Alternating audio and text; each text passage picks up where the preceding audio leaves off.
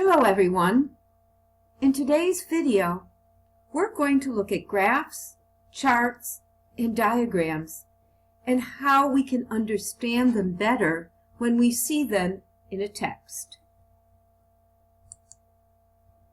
First of all, let's take a look at different kinds of graphs. A graph or a chart shows information in a way that we can see, and there are different kinds of graphs. And here are three very common graphs. We have a bar graph, bars. We have a line graph or line chart. You can see the lines here. And we have a pie chart. And here we can see different pieces of the pie.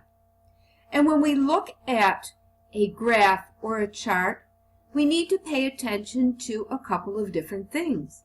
The title, the name, money spent on books, or changes in the total forest area.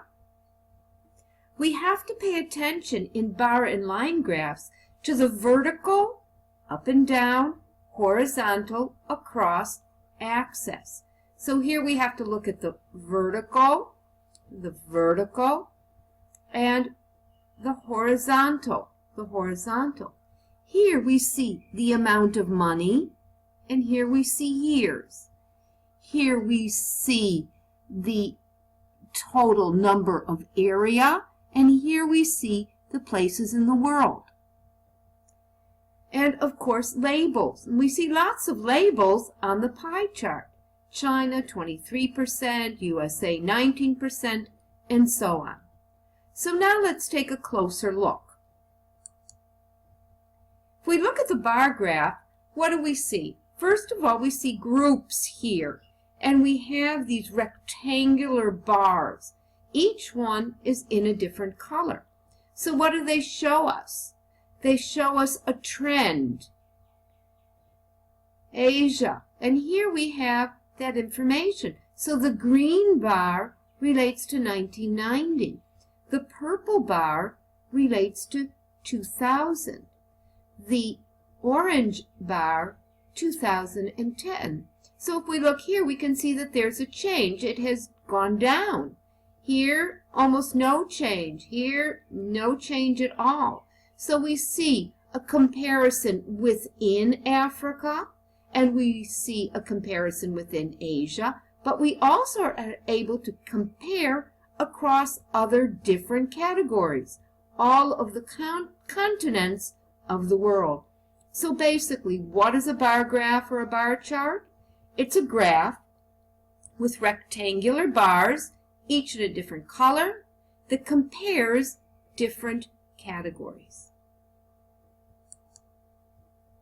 Now let's look at line graphs. A line graph compares things that are connected.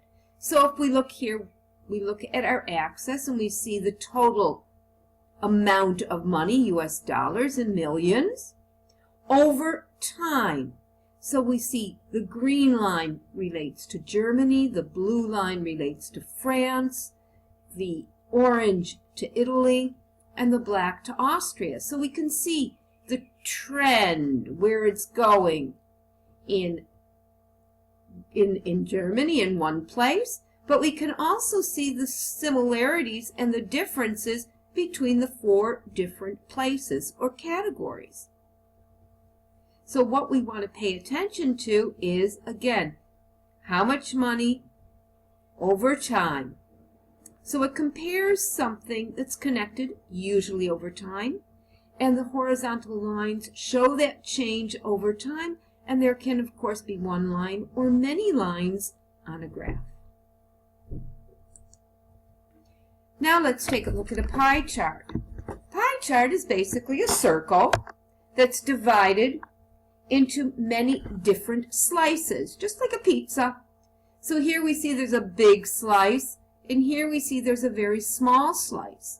So if we're looking at global carbon dioxide, CO2 emissions by country, we can begin to see China has the big part, and US, and then the label gives us the exact amount. So even though when we look at the chart, the slices seem to be the same, we can see that there's a difference of 4%. So we have to look at both the whole pie chart as well as the exact labels and information. So what we also have to pay attention to is that it's proportional. The slice has to represent the exact amount. This is 2% of the whole pie. So what kinds of language, what kinds of words do we see? Well, first of all, we want to describe movement. So things can increase or go up or rise or grow, or they can decrease, decline, or go down, or they can stay or remain the same with no change. We can describe the type of movement. It can be a slight increase, or a gradual decrease, or a sharp rise, or a steady increase, or a dramatic decrease. That tells us how quickly or how much the movement was. We sometimes want to compare. So we can say that the number of books that were sold in Germany were more than. So a number can be higher, it can be lower. A process can be slower or faster. We can talk about more of something or less of something or fewer of something. Often we see these kinds of expressions. The vertical axis shows, the horizontal axis shows, the line shows, the shaded area describes, the red bar shows, the blue slice represents. So we have to pay attention to these words when we're reading and also when we're doing our own writing. So let's take a sample of a paragraph that describes this chart. So first of all, just when we look at it or eyeball it, we can see that there's a big difference. We can see that the blue rectangular bar is computers and the purple one are smartphones. So we can begin to see what we call a trend. There's a change. We see that computers are going up sort of gradually, but we see with the smartphone that there is a dramatic increase between 2013 and 2014. So let's take a look at the paragraph. The chart gives information about how much money was spent on computers and smartphones in the world between the years 2011 and 2015. Our first sentence describes what the chart is about. According to the chart, there was an increase in spending in both items.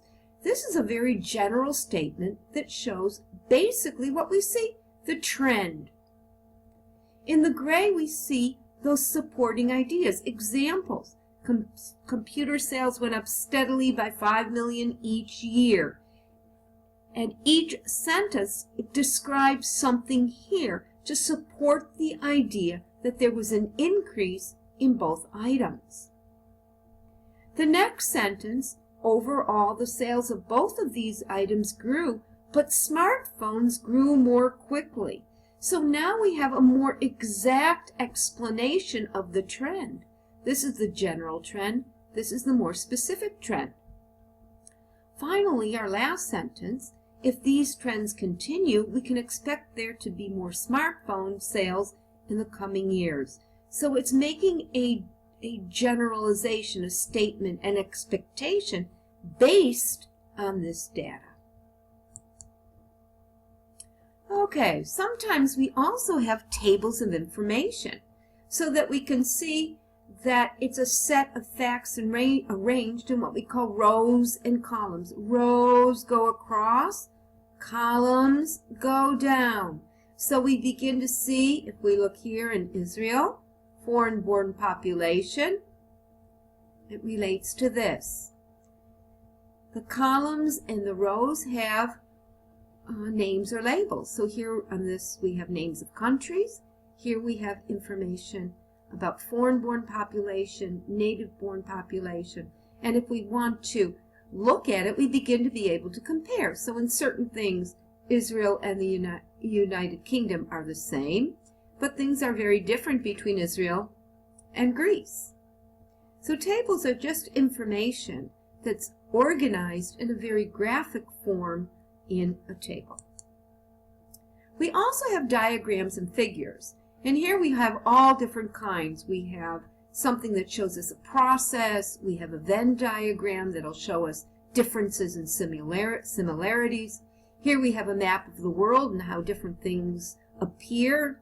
We look at this to understand what the different colors mean. And here we have a map that helps to show the relationship, the connection between ideas. So basically a diagram or a figure is a drawing or an image that helps the reader see what the author is describing in the text, and it describes a plan or a process or the relationship of ideas.